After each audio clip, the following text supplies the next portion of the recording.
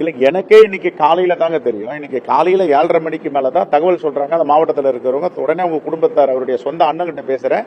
அவர் சொல்றாரு, அண்ணாச்சி இது மாதிரி நடந்திருக்கு, 2 தினங்களா அவர் காணல, கடிதம் எழுதி வச்சிருக்காருன்னு. உடனே காவல்துறையும் அனுப்புனாங்க. அவர் வீட்டில் இருக்கிற அந்த கடிதத்தை எனக்கு அனுப்பிவிட்டாங்க.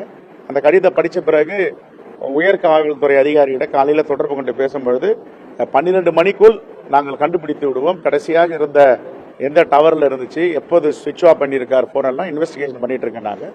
அதுக்கப்புறம் நான் பிரஸ் மீட்டுக்கு சத்தியமூர்த்தி பவன் வரும்பொழுது ஒரு உயர் காவல்துறை அதிகாரி தொடர்பு கொண்டு சொன்னார், சார் இது மாதிரி சடலமாக அவரை கண்டெடுக்கப்பட்டிருக்கிறது. தெளிவான விசாரணை, நேர்மையான விசாரணை, எந்தவித சங்கடங்களும் எங்களை ஆக்க வேண்டாம் என்று நாங்கள் சொல்லி இருக்கிறோம். அந்த அடிப்படையில் நேர்மையாக விசாரணை நடந்து கொண்டிருக்கிறது. நான் திருநெல்வேலிக்கு இப்போது சென்று கொண்டிருக்கிறேன்.